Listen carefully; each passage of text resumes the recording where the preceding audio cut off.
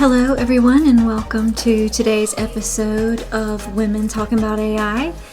Today, Jessica and I will dive into the world of AI and academia, and we'll discuss challenges of balancing tech development with education in our AI startup. We will discuss the AI efficiency myth and how it relates to academic writing. We'll provide insights from recent AI conferences and discuss the controversial WildChat dataset and its implications for privacy, plus, as always, our personal peaches and pits of the week and a teaser for next week's exciting guest speaker. Tune in for this candid conversation at the intersection of AI, education, and entrepreneurship. Welcome, everybody, to episode 5 of Women Talking About AI. And we have not done a recording in 2 weeks? 2 weeks. 2 weeks. Yeah. And that's because we have been very busy. We. No, you've been busy. I don't know what I've just had some, well, we've just had, people have been sick but no, you've been doing very exciting things, professional things. Yeah, some of it is exciting. Some of it is related to some of the crazy weather we've had in North Carolina. For those of you who don't know, I live in the middle of the state, but my sister lives in western North Carolina, which was hit very hard by the recent hurricane. Her and her roommate and her dog had to evacuate, and they came to stay with me for about a week. So my house was very full, not very quiet for podcast recording.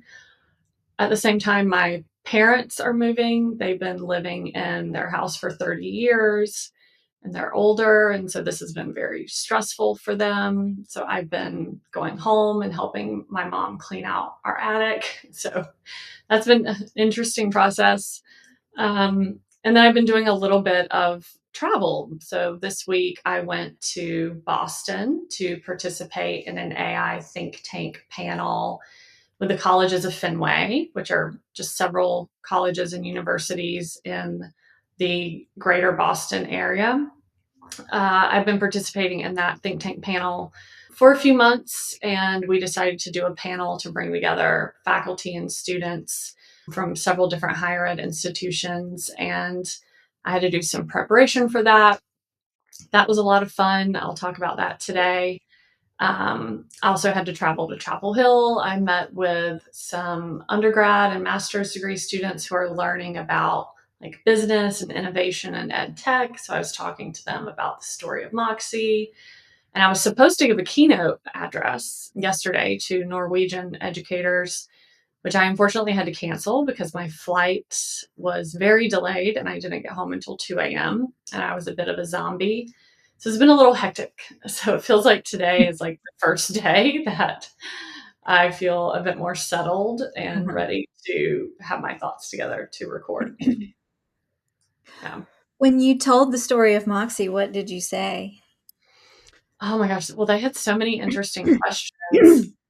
It was an interesting group. Some of these students were undergrads and they had like these ideas and they're thinking about being entrepreneurs. And there were 2 students in the class who are actively building ed tech AI startups. And so they had a lot of really nuanced questions about like, how did I get started without, any money when we first launched Moxie? We hadn't raised money yet. So how did we test our ideas? They had lots of questions about the fundraising process, the grant we received from NC IDEA, how we set our prices initially, marketing, like all the things. And it was really, they had really good questions. And I think the biggest takeaway for them was that there isn't one single right way to do this. I do ascribe to the lean startup method by Eric Ries. I think that was a book I asked you to read early on so you could kind of understand my approach to initially building Moxie without having any money, because we were very bootstrapped in the first, 6 months we were running Moxie. And they had learned about that framework in class. And so I think for them, they really liked seeing someone there in the flesh who Mm. had followed that framework as we built Moxie. And we still follow that framework. We obviously have a little bit more money now because we did raise money from investors.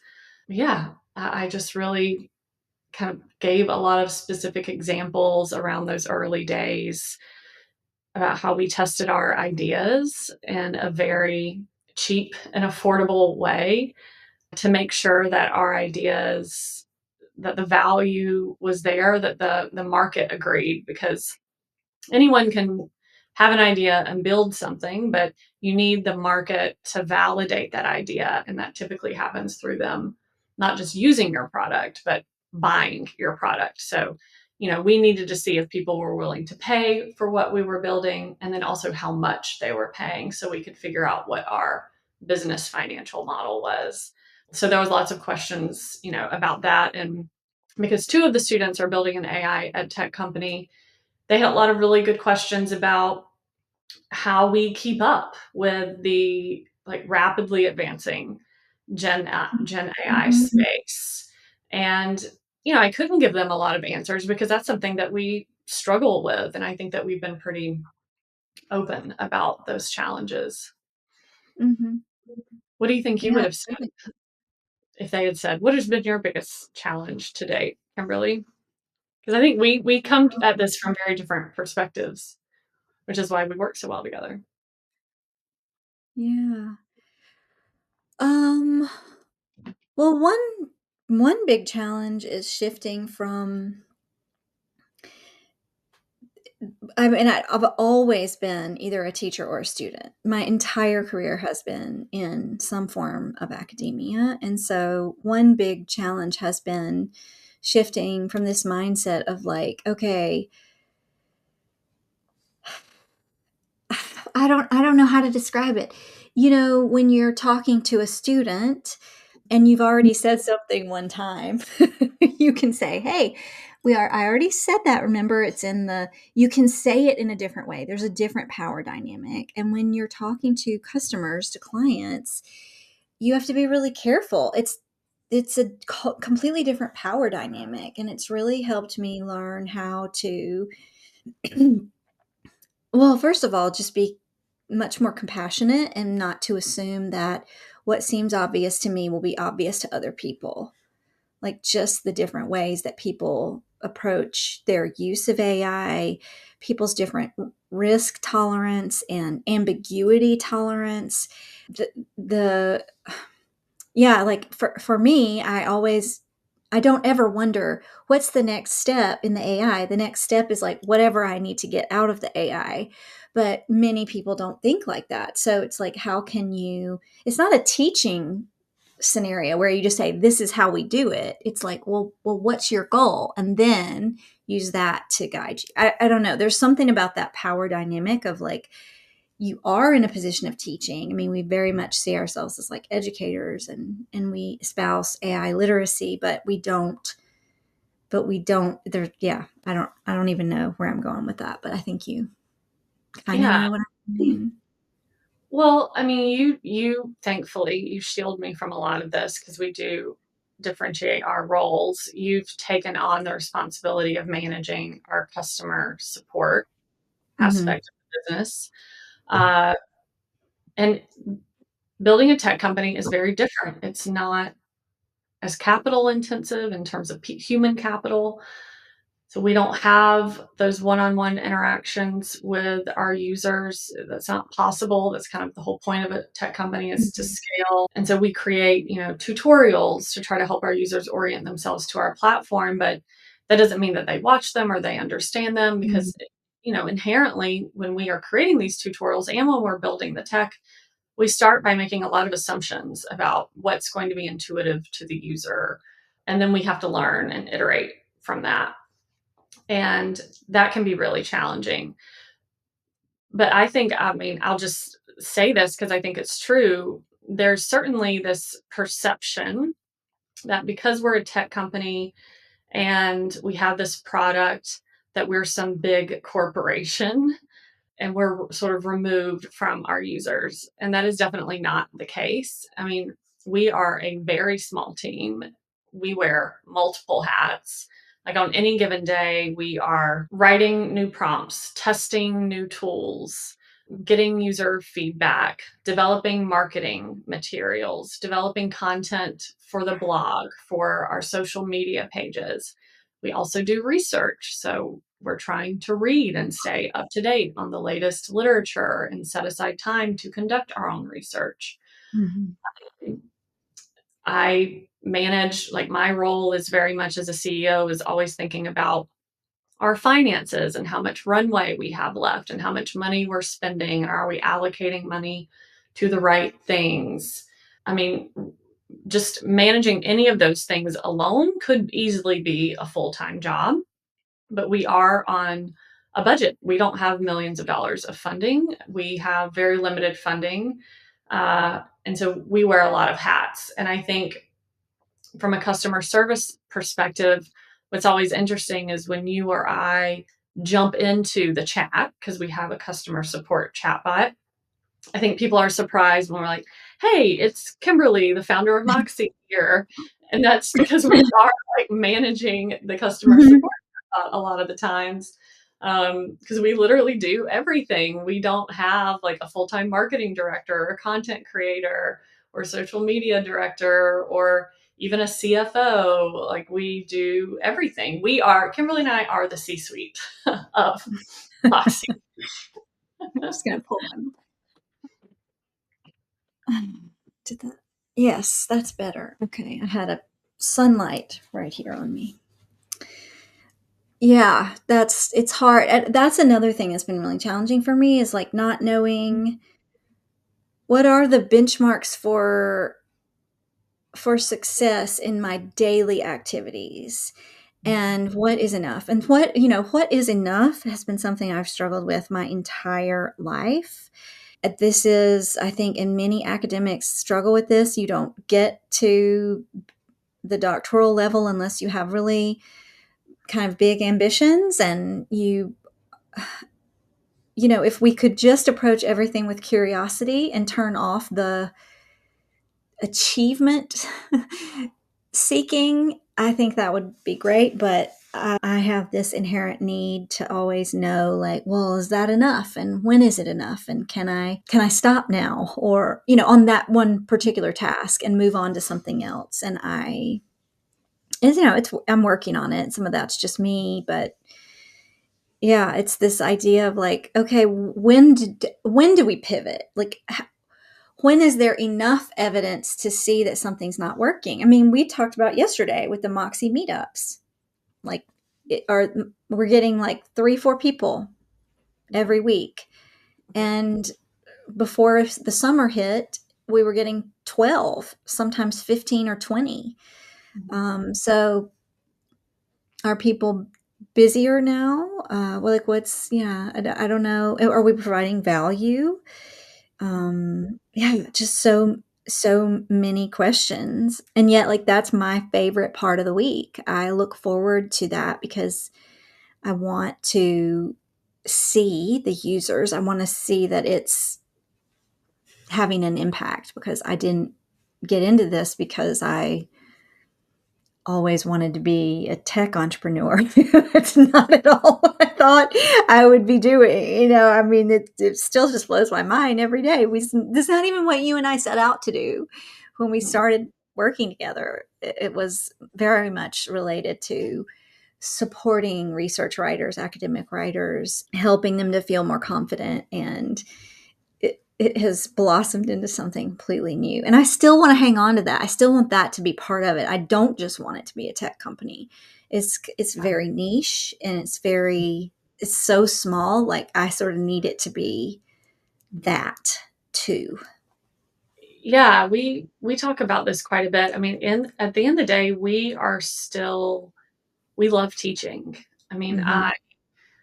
I'm still an educator. I currently have around, I don't know, 18 doc students who I supervise. I'm teaching 3 research classes this semester. And I still have my consulting businesses. So I'm talking to PhD students, postdocs, early career faculty just about every day. And I'm doing a webinar next week on how to write a lit review. And so you and I really struggle with this because we love getting in front of our users. We really like long form educational videos and tutorials.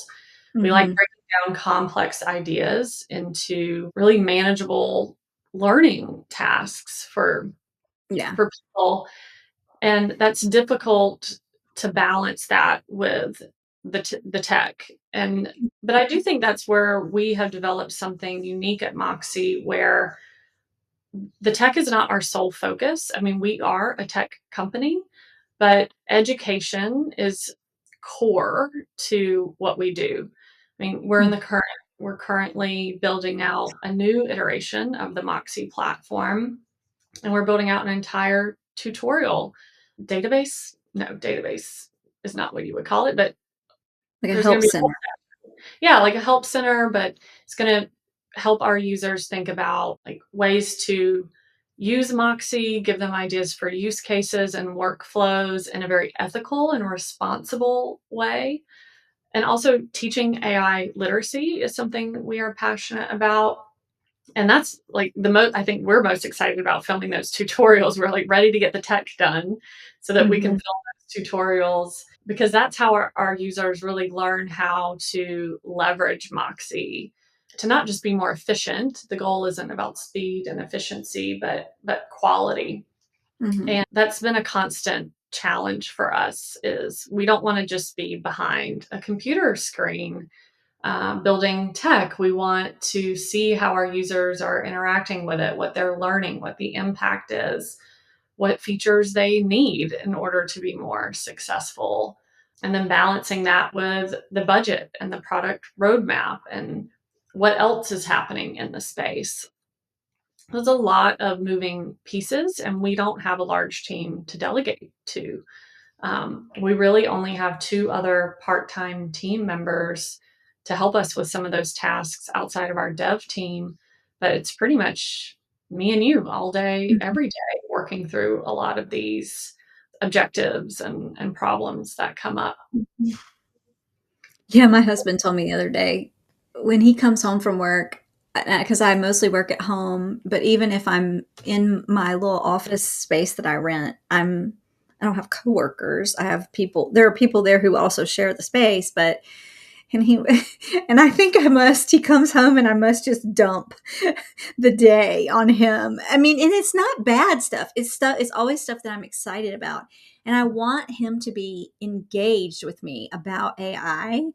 And in this case, I was talking about depth and flow and accuracy and the difference between the three and how they're all, writing quality measures. And he was just like, and then after it was all over, he goes, "You really need coworkers." Thanks. I felt like that when I was staying home with our first child. Like I would stay home all day, and of course, there's nobody to talk to except a baby. And then he would come home, and I just feel like, whoa. But now instead of it's very targeted, and I want him to be excited about it. And he was like, and I want you to be excited about like environmental sustainability and teach being able to explain biological concepts to 10th graders, but you don't care. So we had a little moment. We Oh had a my gosh. little, I know, but don't get me started on my poor partner, Anthony. He laughs because he feels like he's becoming an AI expert. I don't like the term expert because we're not experts, but I just do not stop talking yeah. about AI and our research. I made him read, not made him, he agreed to read Ethan Mullick's book on co-intelligence Oh, because he I did? he did. Because I felt like it was a good foundational in layman's terms. I felt like it was Mhm. interesting. And I think that has helped him relate to me a bit more. But bless him, he is so patient and listens to me talk all the time about, because you know me, in order for me, like I have to talk things through. And a lot of times Yeah. I'm just talking in circles because, like you, I'm at home all day and you and I talk a lot, but not all the time. We can't set aside 3 hours a day to just brainstorm together. And so when he comes home at night, I'm just going on and on and on about all these ideas and trying to make sense of them. And he's just, yeah, such a good listener. I feel bad for him though. Mhm. Yeah, because people just aren't as interested as we are in these things. But I wanted to come back to something you said about efficiency, because yesterday at the meetup we talked about efficiency and how we are being sold on this idea that AI will make us more productive, more efficient, and I think it can, but I think efficiency is we have to be careful, because all we do is, if we speed up one task, we fill that time with another task. So we have to really curate what we want to be efficient about. And what the kind of way that I tried to interpret efficiency rather than speed is thinking about it in terms of competence, high competence, ensuring that you are maximizing your competence and lowering your waste. And is sort of like that really is what defines efficiency rather than how fast you do it, because we are not going to speed up research and research writing that much at this point. I mean, novices don't need to speed it up, because then we substitute learning for some other process, and I don't even know what to call it. I also posted on LinkedIn this week about people don't know what to call their interactions with AI. They don't know whether to call it collaboration or what. There's no verb. I mean, we call it meaning negotiation or negotiating meaning, but people don't know what to call it. And yeah, that was the topic. It was kind of productivity and this myth of efficiency that all these companies are selling people on. And it's, to me, it's very scary, because I don't want to just replace everything to do it faster and then bring in another task, unless that task is really meaningful to me. Well, it makes me think of that Substack by Ethan Mullick on the temptation of the button, like setting time on Mhm. fire, crisis of meaning. And one of the things he talked about was like AI in terms of automation, being able to automate things that are very monotonous and repetitive, that we don't inherently find meaning in. So I'll use a Mhm. business example. I was recently able to automate for my consulting business a big chunk of our invoicing and crediting process, which would generally take like 2 full days a month when we send invoices. That is the perfect use case for automation. It doesn't require skill, it just takes time. And we ended up needing AI because it was piecing together several different systems and there were some logical conditions. That's the perfect idea of automation with AI, where you do have efficiency there. And now that time, my billing coordinator can be spent doing other things that are more meaningful to the business. But from a research perspective or a learning perspective, I agree, focusing on speed and efficiency, I do not think should be the focus. If you're an expert researcher, yes, there are things that you could get AI to do for you that would normally just be really time consuming, but doesn't require your expertise. Like you found that platform yesterday, I can't remember the name of it, that helps create visuals. So you think how much time researchers might how much time they might spend creating like a conceptual framework or some figure to represent a conceptual framework or a theory. Like, sure, having AI to help us do that faster and probably get a better product out of it is a good example of efficiency. But from the idea of learning, no, efficiency is not the goal. But what's challenging, and this is what I talked about in that AI think tank I was in. So, as a society as a whole, at least in the US, we have definitely validated this idea in the market of convenience Mhm. and productivity and efficiency that has been sold to us through marketing from organizations that want to squeeze as much as possible out of their workers and the time that they're on the clock. And these AI companies, these large tech giants, are all vying for market share. And if they know that that's what society values, that that's what resonates, then of course they're going to market the tech in that way. But the reality is, unless you want to use AI to just skip corners, to just hit a button and do it for you, then none of that in terms of speed and efficiency is going to be relevant. And I think there's some misconceptions and expectations are not aligned. I think we'll see less of that hopefully as time goes on and people start to become more AI literate and understand what AI tools to use for specific tasks. But right now, there just seems to be a lot of confusion and expectations are not aligned with reality. And that coupled with how this technology is being marketed to us Mm. is just a really interesting thing to, Mhm. Yeah, yeah. because I mean, my concern, I sort of had, I think one of the things that I was talking at my husband about was my concern that as it gets better, there won't be the friction that is actually creating when learning happens. It's because there's a friction, there's a meaning negotiate, and there's a slight misunderstanding. So what we what I'm concerned about is that AI will get so good that it will be able to generate something and we won't need to iterate on that. Like for me, the learning happens in the iteration, and every time I get something not quite right from AI in terms of a generative text output, I get to clarify my intention a little bit further, and that's how I, oh, okay.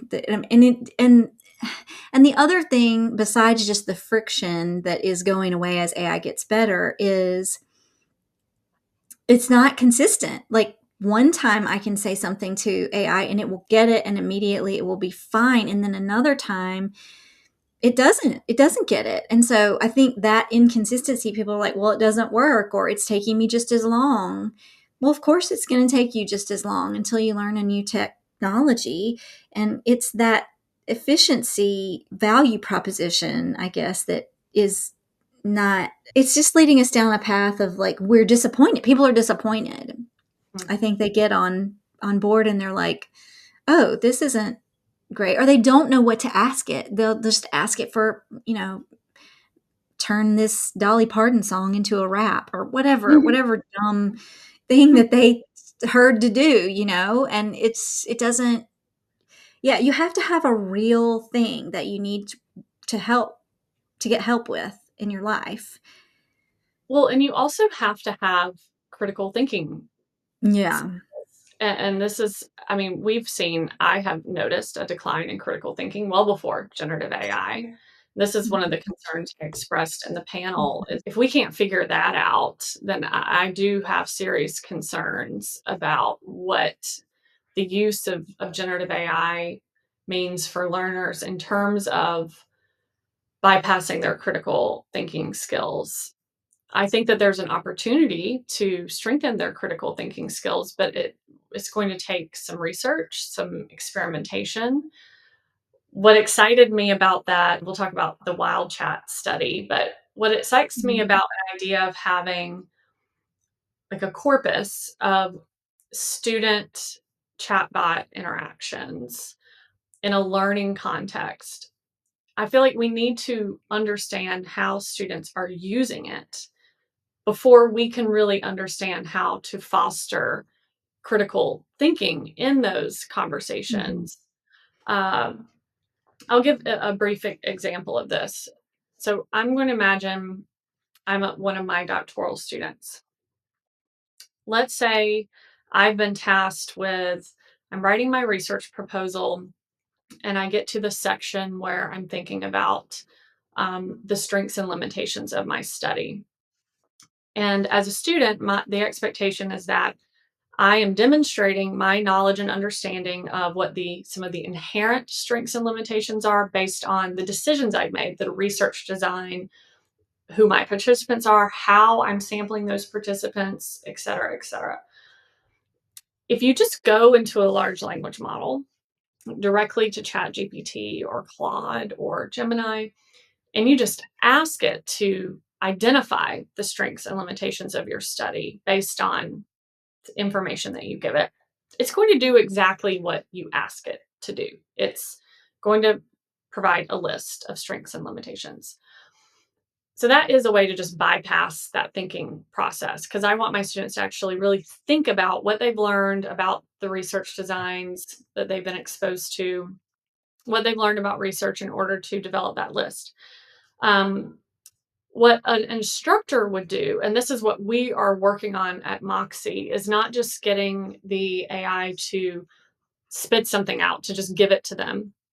What an instructor would do, if I were meeting with that student and they had produced a list of strengths and limitations, or maybe they hadn't and they're just like, I don't know where to start. The first thing I would do is look at those components of their study, like reevaluate their research questions, their theoretical or conceptual framework, their research design, their sampling method, their target population, all those things. And maybe I find an issue in some of that. Maybe I realize, and I often do, that there's a critical issue in alignment between those really foundational components, and that has to be addressed before we can really talk about strengths and limitations. But if you're just telling an AI to give you the Mhm. strengths and limitations, it's going to give you that. It's not going to say, hey, wait a minute, let's actually think about the alignment between X, Y, and Z. Let's have a conversation about your context and who you have access to and what some potential limitations would be. Or maybe this is a vulnerable population. Have you thought through the feasibility of this sampling strategy? And AI is not there yet. It requires a lot of context that many students don't realize they need to give to the AI. And those are the conversations that I would have with a student, that right now, large language models, when you just go directly to a large language model, are not capable of doing that. They're just going to do what you ask it to do. Mhm. Getting a student to understand that is really hard. It's very challenging.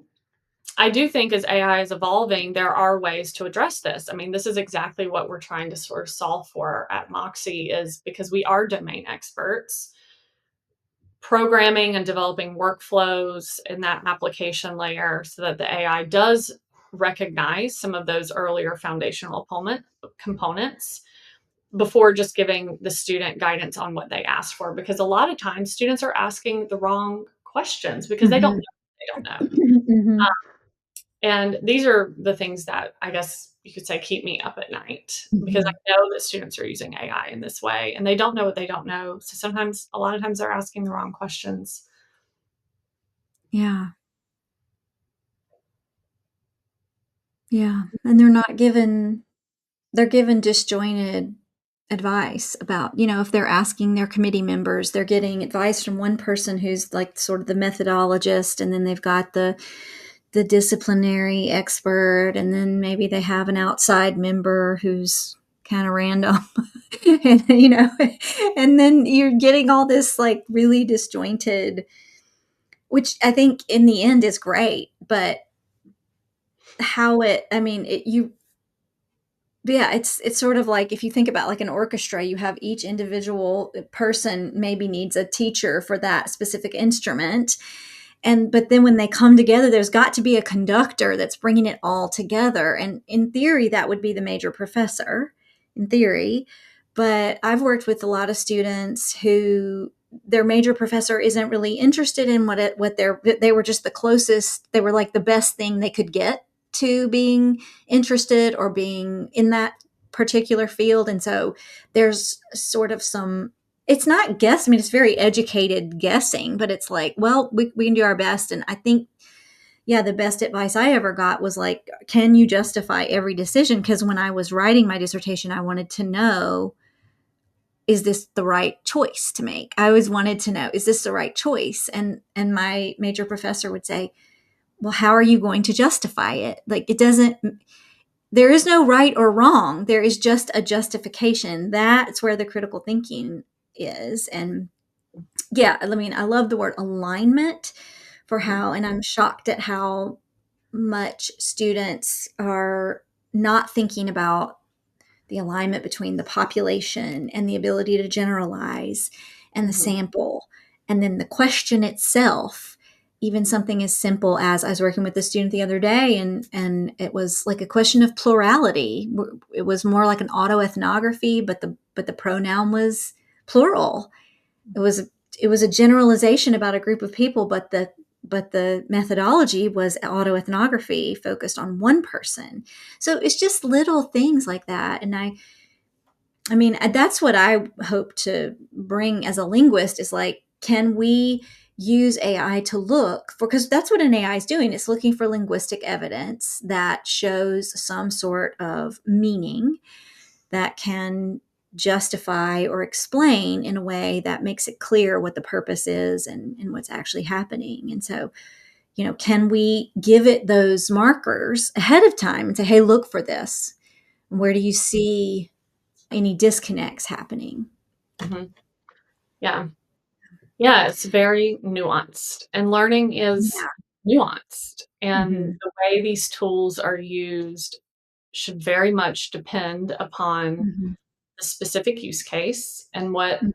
the learning objectives are. Hmm. I think that's precisely why faculty and teachers are struggling with this idea of AI integration because there is no like blanket one size fits all framework. It truly depends on the level of the learner, what the learning outcomes are, and then how you're currently assessing it. And as we know, we don't need to get into assessment, but I am fully rethinking assessment strategies at the moment because they just really don't work right now with this technology. And I allow my students to use generative AI, and I'm still figuring out, well, how does this fit into this big puzzle of Hmm. assessment, formative and summative, and discussion boards? It's hard, and I haven't figured it out. But I mean, I'm just learning by doing.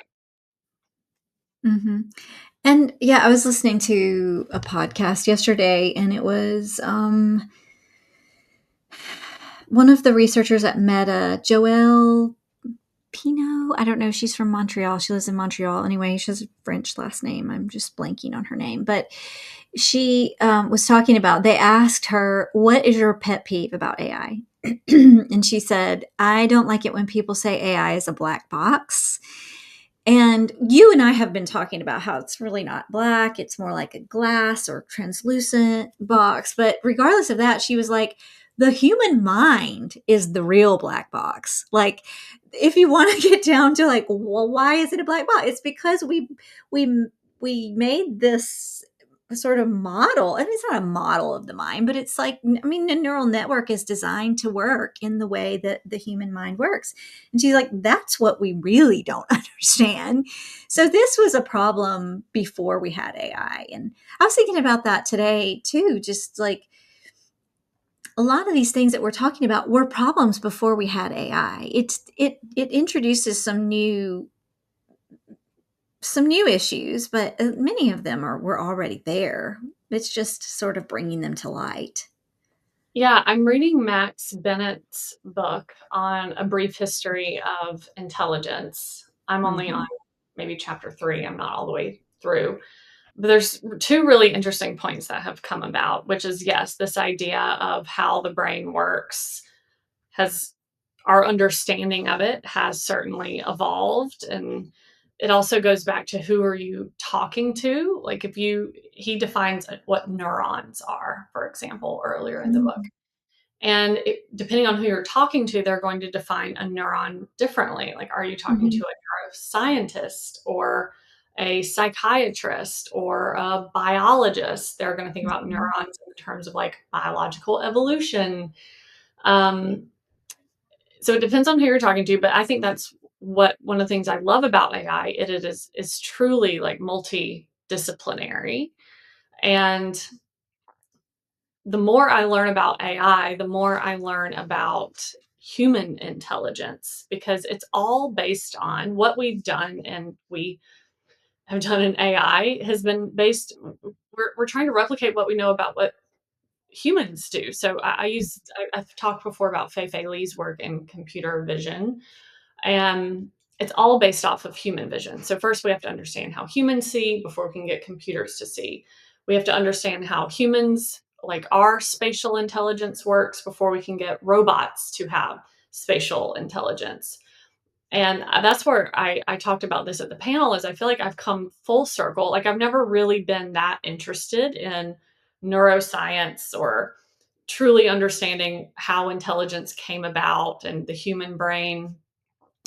But in order to understand AI in the way that I want to, like artificial intelligence and neural networks, you do need to understand the human brain. And so that's what I find to be fascinating, is suddenly now I'm dipping my toe into the waters of like all these different fields and disciplines so that I can better understand how we can leverage generative AI for learning and for research. And that requires an understanding of how humans learn and think and behave.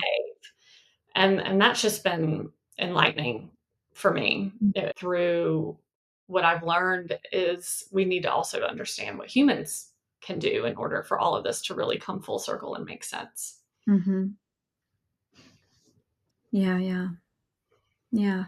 Well, we haven't talked about WildChat. Also, wanted to say that program that generates graphics from text is called Napkin AI. And I think the idea behind the name is like you jot down on a napkin, you doodle on a napkin. I don't know. I haven't checked with the founder, but I think that's the idea. Anyway, let's talk about Wild Chat, because that Mhm. was all the rage this week on social media. This new, it's essentially a corpus of chats that these researchers collected from people over the course of a whole year. So it's a lot of data, and it is everything from medical information. People are asking chatbots about their medical issues, to their relationships, to there was a case where there was like a social worker or a school counselor who was putting in the details of a student's like disability or like some accessibility question, and they anonymized the data, so they removed the personally identifying information, the PII. But you can still you everybody I know who has looked at this, because it's publicly available, has been shocked at the level of detail. Because it's one thing to make your like Google search history, like seeing your search terms come alive, or giving somebody that's one thing. But this is like this is like that on steroids. And so there was a man whose wife was going to leave him, and he was trying to write her some sort of epic love poem or something. And I thought, oh my God, she needs to leave you. Please leave poems with a robot. I mean, I guess that can be endearing, but whatever. So, yeah, I mean, I've seen people try to get publicly available corpora. It is, and even with something like academic language, it is very hard to get an IRB to sign off if you're going to make it public. If you're going to keep it for your own, like my dissertation is not public, it's a data set that I have control over. Nobody else sees it except in excerpts in my publications from it. And I had to write like, this is about how much I'm going to, it's like a little short paragraph of information that was excerpted from academic assignments. And there's nothing personally identifiable in that except, your area of research. I took the names out, but yeah, no, this is like down and dirty details of people's lives. Yeah, and I was thinking about the IRB component of this because, for those of you who might not know, an IRB, an institutional review board, their primary objective is to understand the potential harm to participants, and they want to make sure that the benefits outweigh any risks involved. So I was trying to put myself in the mind of people on the IRB board. And this is kind of what I came up with. So there is a huge value, like their argument for doing this is there is a lot that we can learn about how people are interacting with AI chatbots. And we currently do not have a large corpus of those types of conversations. So, from a research perspective, there's a lot that can be gained. So, you think about the potential benefit there. I mean, you and I have already been talking about ideas for studying a corpus like that. And then the risks to the participants really lies in that personally identifiable information. And so if you cannot identify who wrote who was chatting with the AI, then what is the risk? You know, the one of the participants might log on and see that it's their chats and become very embarrassed, but in terms of, someone actually figuring out who that person is and what that risk, what are the odds of that happening? So I could see where, as the researchers, as long as you can justify and build a strong case about the benefits of having that type of publicly available corpus where the world can have access to it to do research so that we can really fully understand how humans are interacting with AI in these chatbot conversations. I'd love to see the argument that they built. I did read the article, but I was mostly looking at the results. Um, but from what I saw, they were making a seemingly strong case. So I could see where the IRB, would say, yeah, as long as there's no personally identifiable information, and I'm sure they had to provide really step-by-step details about how they were removing that and Mhm. ensuring that participants cannot be identified, that it was truly, Mhm. anonymous, then yeah, I could see why it got approved. What I think is, I don't want to say more interesting, just as interesting, is thinking through some of the limitations of it because it was on GitHub, I think. GitHub is I don't where know. I think it was GitHub. It was a tech site. So inherently the Yeah. types of people who would go to, let's say, GitHub to Mhm. find this chatbot, this study, and give consent are that's a type of person. Like most people I know don't even know what GitHub is. So there's some limitations to the sample and how representative it is of the overall population. Mhm. Um, I think what is really interesting that came out of it is there was like a percentage of chats that were categorized as toxic, and they use these two toxicity scales. One was by OpenAI, and one was, I can't remember what the other one was. But it could be sexually explicit. It could be a chat about weapons or Mhm. just any sort of toxic conversation.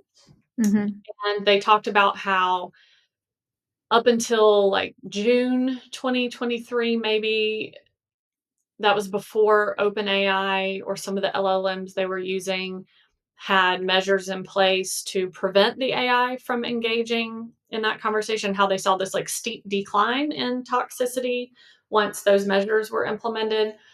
So in one area, it's like, okay, that feels good that these measures are decreasing these types of toxic conversations. But then they also looked at jailbreak prompts, like how many people were using jailbreak prompts on the web. And for those of you who don't know who that is, a jailbreak prompt is a prompt that you inject into an LLM, you put it in, you copy and paste it, and you get it to do something it's not supposed to do. So if OpenAI does not want their LLM to talk about sexually explicit information, you could probably go find a jailbreak prompt to use that would bypass that system prompt. There were, I can't remember the percentage, but people were using jailbreak prompts.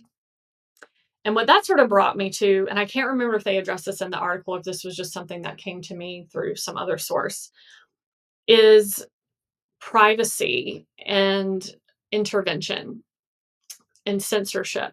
So if you think about, let's use Yeah, that's OpenAI what I as was an thinking. example. So if OpenAI is monitoring our chats, they are collecting if you don't have your chat history settings adjusted, even though they're not actively using your chats to train the current model you're using, it is going to be used to train future models. But if they have all that information, think about all of that data.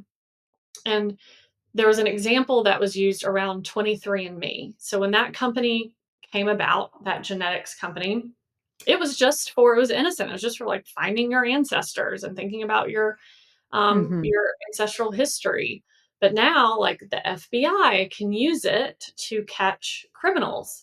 So what does that mean if you think about the toxicity prompts in or conversations in that corpus? If someone is having conversations like, is the FBI going to be able to get access to those by OpenAI to like find people who are, interacting with the AI in ways that demonstrate criminal activity or criminal intent? And so it opens up like all of this privacy questions that I wasn't really thinking about, because I normally think about privacy in terms of research, but not privacy in terms of just, I don't know. It just opened up a whole can of worms that I find really interesting.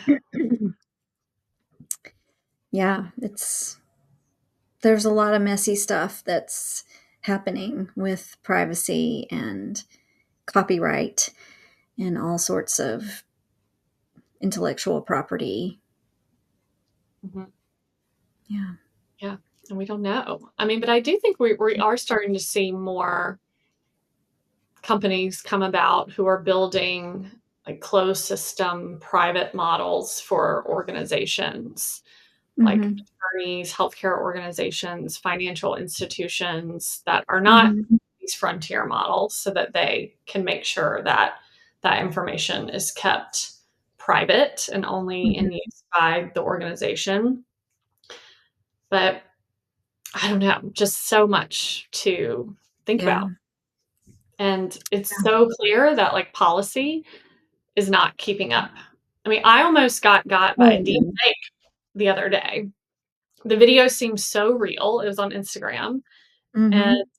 it took me a minute to realize that this video was totally fake. It was AI generated, but it looked very real. I had to really stare at it, and there were finally some subtle cues. And then I saw the comments, and it became very evident.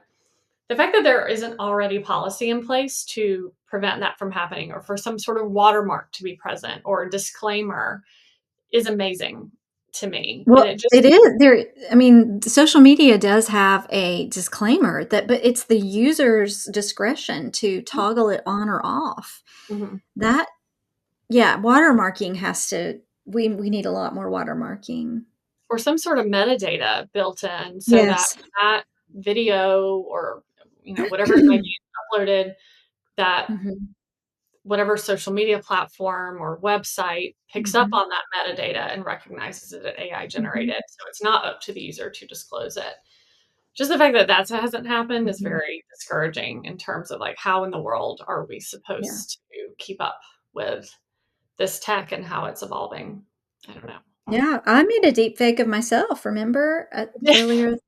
I don't You remember did. what company I used, but you basically just upload a video, a 4-minute video of you talking, and Mhm, then you upload a script, and it takes that same video of you talking, and it takes the script, and it somehow meshes them. And the only, I think the thing that gave it away was I have a slight Southern accent still, and the speech was very, like, I don't know, we used to call it very growing up, like, it sounds like a news anchor, like, it sounds like very stilted, and I don't know, like, to me it seems like a lot of work to talk that way. That's always the way I thought of. And I people have always said to me, like, once I left Mississippi, they'd be like, "Oh, I love your accent." I'm like, "I love yours too."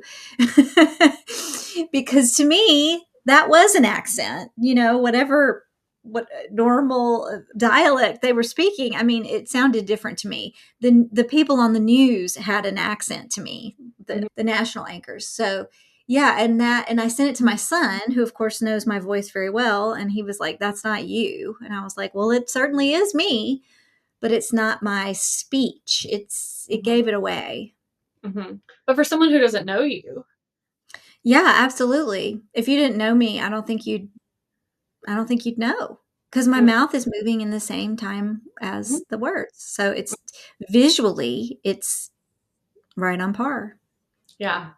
Yeah, that's what's Yeah. alarming. I mean, you and I Mm. have talked about that. There's so many videos of us online, and our voice Oh, is yeah. out there, our face is Mhm. out there, and the fact that I don't feel that there's a way that we can prevent our Mhm. voices or our faces being used in a way that we don't consent to feels like impossible. Mhm. Mhm. You know? Yeah. Well, it's been almost an hour, so we should probably do our pits and peaches. Yeah. Okay. Do you wanna go first? Sure. My peach, I'll say, was the 2 so I left the house twice this week and went out into the wild and Mm. interacted with that entrepreneurship class and went to that AI think tank panel in Boston, and it was amazing. It gave me a lot of energy. It rejuvenated me. Leave my You house. I left my house. I left just my house I mean, other I knew that, but I just yeah. wanted Yeah, no, I went out to where there are other people, and it wasn't just the gym or the grocery store. It right. was yes, yes, I interacted with other human beings, and it was wonderful because so much of my life is just on this computer, and it just, like, made me, kind of sad. I was like, "I wanna do this more often. I wanna go out into the wild Mhm. and interact with people." That was Yeah. my peach. My pit was my travel. Tuesday was a rough travel day. My day trip, I got up at like 5 a.m., took a flight out to Boston that was delayed. I didn't sleep that night the night before, so I was running on like 3 hours of sleep. I was having like flight anxiety and I just was afraid I Mm. was gonna miss my alarm. And then I was in Boston all day, which was a wonderful day. But then I was taking the last flight out at 9 p.m. and it got delayed. We didn't end up taking off until almost 11:30 p.m. And I was so stressed because I had that keynote the next Mhm. well, I was supposed to. And I just thought, like, how am I going to get 3 to 4 hours of sleep and then show up and really deliver a good keynote? So I finally called it. I texted the organizers, and I was just like, I just don't think I can do this tomorrow morning.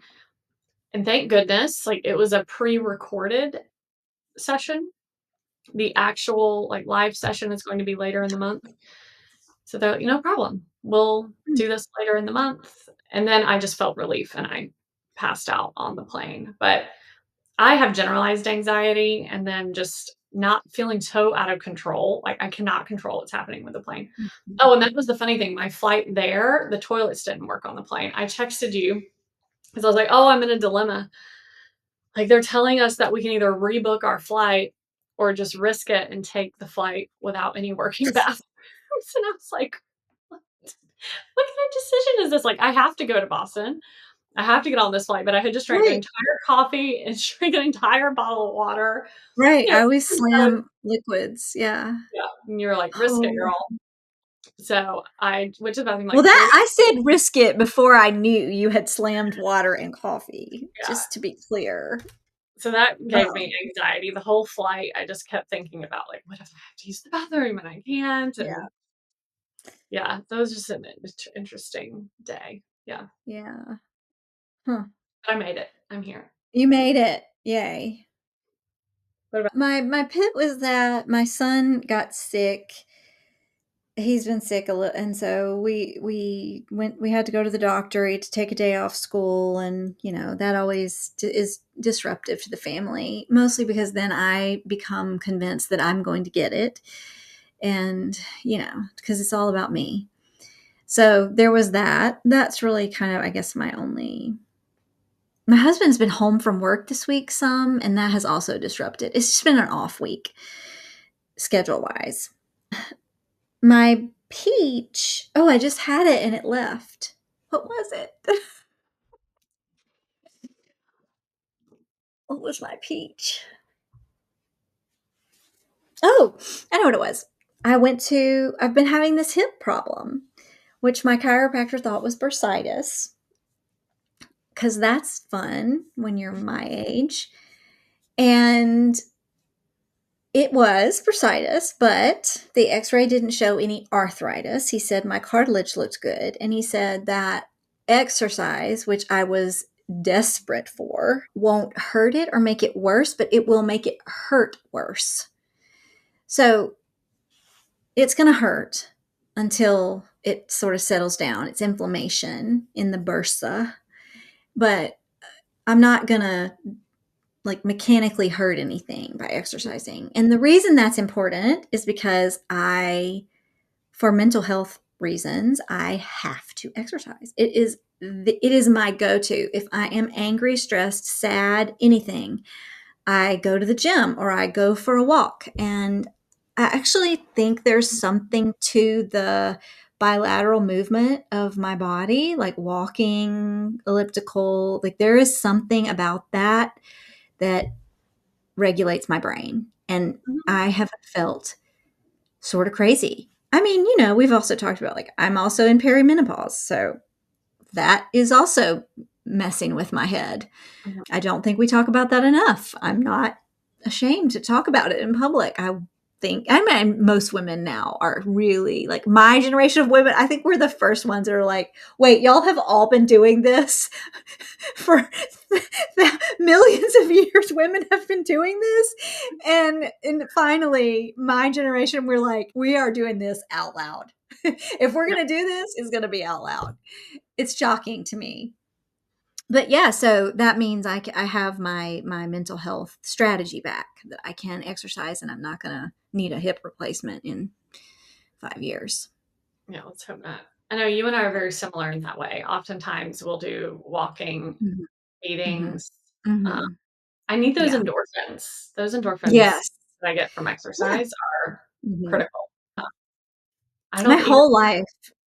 My whole life. yeah, yeah, I'm the same way. I've always been an avid gym Mhm. goer, and I just need it. It's Mhm. because I have like crippling anxiety Mhm. sometimes. And I need to like get out into it, move my body in a different environment to get my mind off of things. And Mhm. it really helps. It makes all the difference. So Mhm. Yeah. good. So get out and move your Well, body. do we want to make an announcement? We have a guest speaker next week, Yes. or is it the next Yes. Very next? exciting.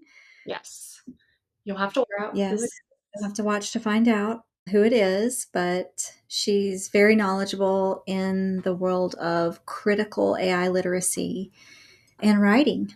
So, So we're excited. It'll be our first guest speaker. mhm. All right, So, everyone, have a good weekend and a good yeah. week, and we'll see you all next week. Thanks.